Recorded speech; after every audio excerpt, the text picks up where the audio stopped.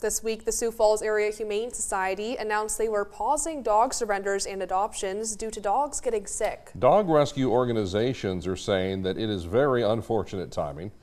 Parker Brown in studio with our 9 o'clock top story tonight. Parker, tell us about this.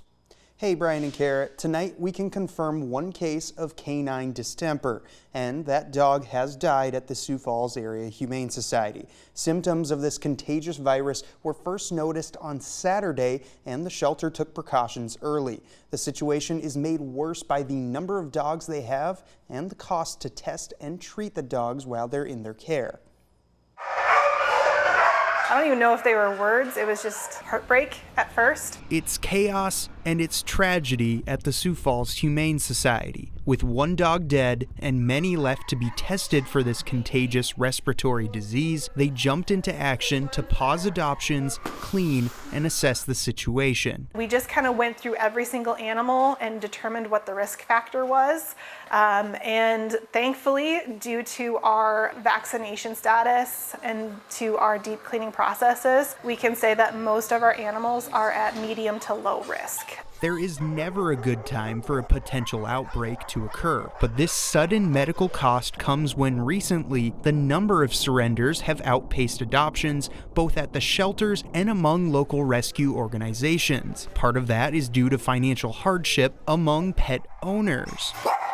It's hard to pinpoint the reasons why, but some say there could be ripple effects of the government shutdown. While we haven't necessarily seen a direct impact yet, I think every rescue is probably kind of stepping back to get a gauge of how we can help our community, anticipating that there will be an impact that will roll down. Rescues can only take in so many dogs, and only if they have enough fosters. If they want to take pressure off of the shelters, it puts more pressure on the dog rescues. With intakes closed at the Humane Society, some dogs are left with nowhere to go if they're being given up. It may take assistance so that a pet owner doesn't need to surrender their furry friend in the first place. The Sioux Falls community is doing what they can. We want to make sure that people are reaching out to us if they are in that position. We don't want anybody having to choose between making their mortgage payment and feeding their kids or choosing to feed their animal. We will get you dog and cat food. Until further notice, dogs with medium or high risk of exposure to the disease or are unvaccinated will not be adopted out of the Humane Society. There are some low-risk dogs now available for adoption at the shelter or in foster care.